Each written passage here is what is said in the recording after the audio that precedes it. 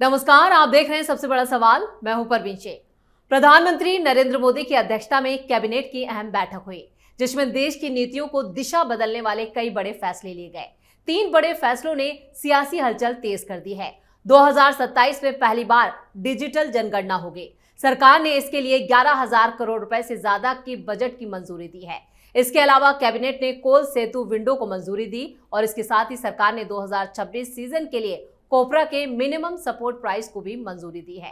Cabinet में जिन बिलों को मंजूरी दी गई वो मोदी सरकार के तीसरे कार्यकाल का अब तक का सबसे बड़ा विधायी पैकेज भी माना जा रहा है। वहीं कांग्रेस न्यूक्लियर एनर्जी बिल पर मोदी सरकार पर पहले ही सवाल खड़े कर रही है। अब सबसे बड़ा सवाल यह है कि कैबिनेट में लिए गए फैसलों को क्यों ऐतिहासिक माना जा रहा है।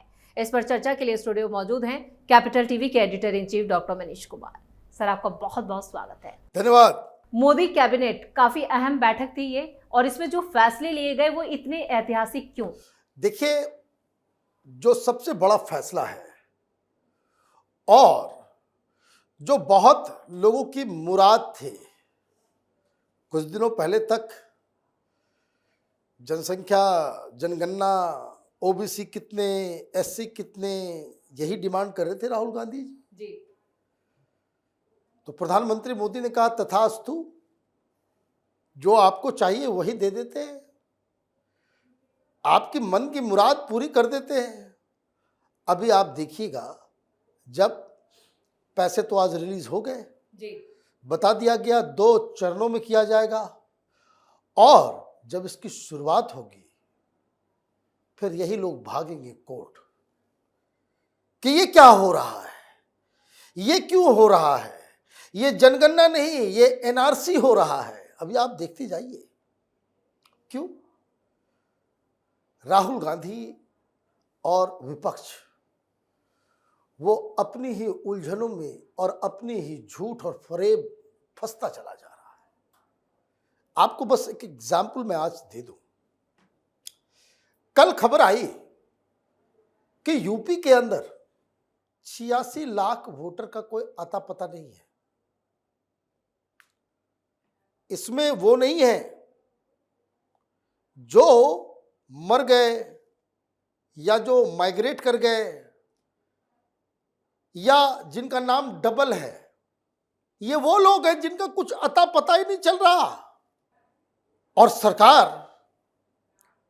जब चौकस होती है तो देखिए क्या होता है। कल दिन भर कई सारे शहरों से खबर आ रही है कि जितने भी मेयर हैं, बीजेपी के वर्कर हैं, सिटीजन, आम सिटीजन, योगी आदित्यनाथ वेट नहीं कर रहे एसआईआर वैसआईआर, अपना दूर चलो, हटो, अपना काम तुम करते रहो।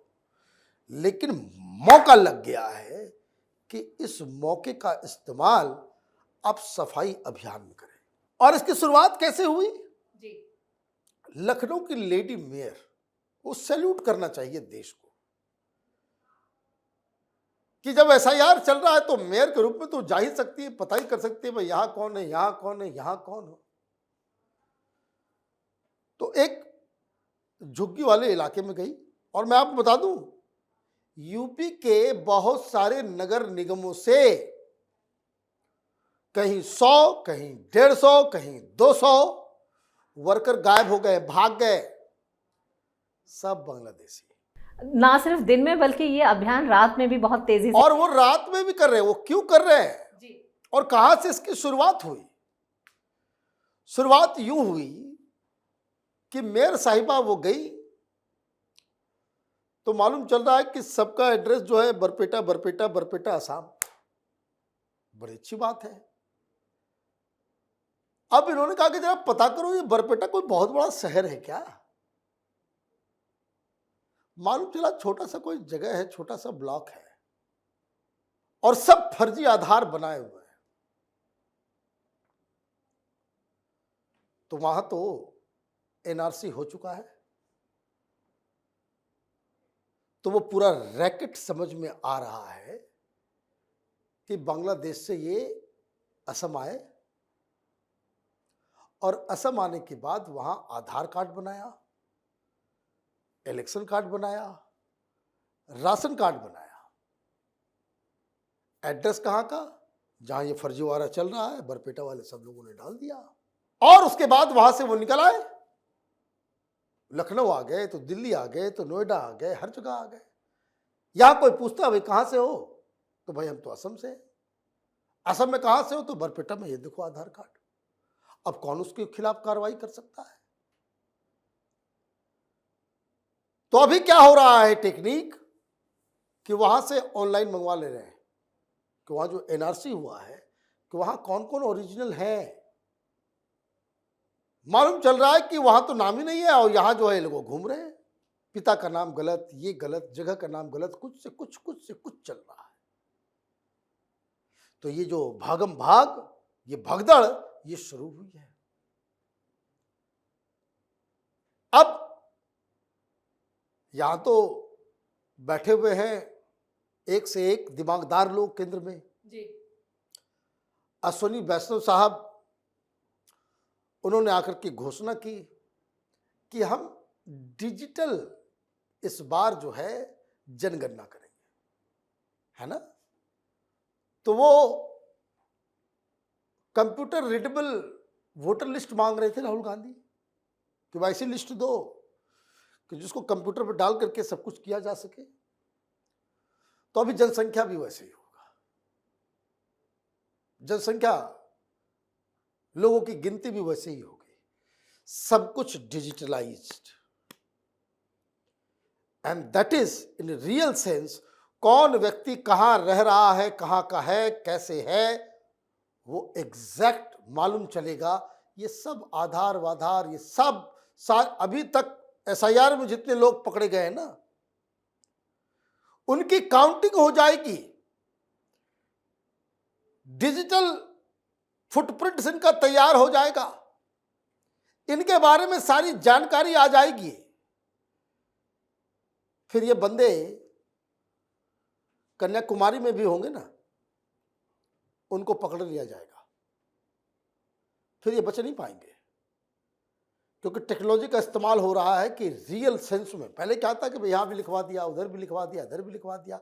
अब क्या है कि सारे लोगों का, और डिजिटली जब आप ये करेंगे, जैसे अभी देखिए जो खबर आई है बंगाल के अंदर, बीएलओ कहा गया कि भाई जिसके पास चाह रहे हो कंफर्मेशन के लिए उसका फोटो खींच के रखो जी।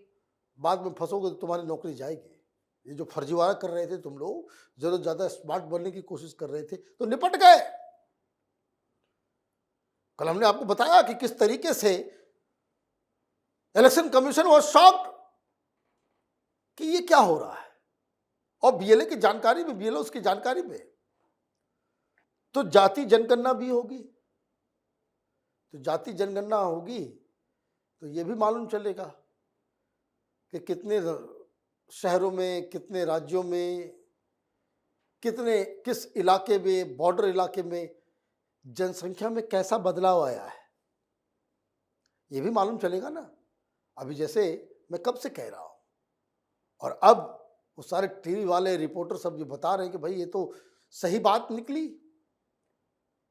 कि जितना एक सोसाइटी का ह्यूमन, भाई 9 ही महीने में एक बच्चा पैदा होगा ना, तो किसी भी जगह का जो मैक्सिमम पोटेंशियल पॉसिबल तरीके से आप अपने आप को वहां पे जनसंख्या में ग्रोथ हो सकता है, उससे दुगना तिगुना स्पीड से पश्चिम बंगाल के बॉर्डर इलाकों में जो है जनसंख्या बढ़ रही थी।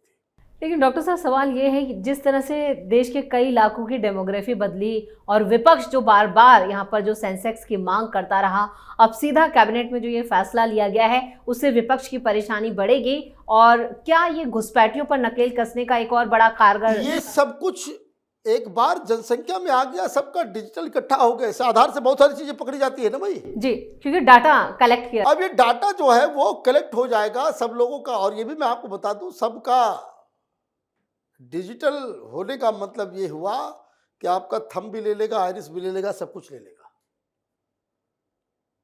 वो एक अलग रिसोर्स बन जाएगा। तो क्या ये जो अब तक डाटा कलेक्ट किया गया है ये उससे बहुत ज्यादा एडवांस? उससे ज्यादा एडवांस है, तो टेक्नोलॉजी तो आगे बढ़ते जाता है ना। ये डिजिटल जनसंख्या जनगणना है, डिजिटल सेंसस है, दुनिया का पहला। प्रधानमंत्री मोदी इसलिए तो इतिहास रचने में इसलिए ऐतिहासिक कहा जा रहा है, दुनिया का पहला डिजिटल सेंसस। तो इसमें तो जिनको जिनको शौक था भाई डाटा चाहिए, लीजिए डाटा।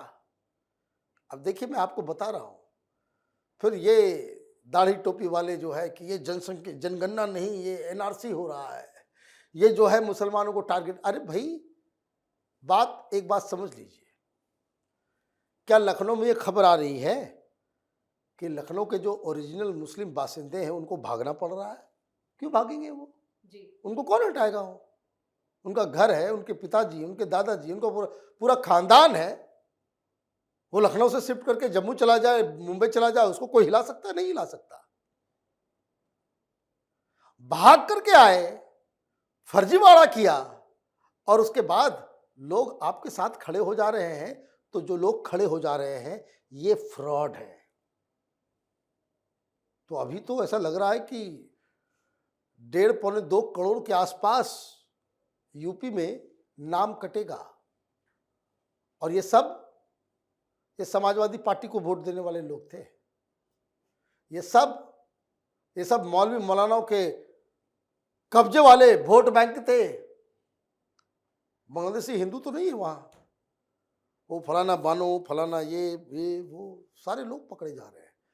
तो उस दृष्टि से मैं देखिए ये होना ही था, फैक्ट आप समझिए। आज न कल कांग्रेस की भी सरकार होती, भाई टेक्नोलॉजी बढ़ रहा है, सब कुछ हो रहा है, उनको तो करना ही पड़ेगा। समाज से अलग जाकर के आप चीज़ों को नहीं कर सकते ना। जब आँख के सामने दिख रहा है कि डेमोग्राफिक चेंज हो रहा है, हर जगह झुग्गी झोपड़ियों में हर जगह जो है वो दिख रहे हैं कि बंगाली हैं, तो भगाना आज न कल तो भगाना ही है। कोई धर्मशाला थोड़ी होगा।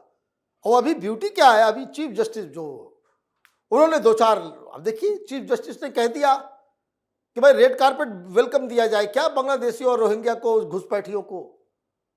तो लगे पड़े बहुत सारे वकील और ये सब आर्टिकल अभी चिट्ठी लिखा ना। तो इन लोगों की यही हालत होने वाली है।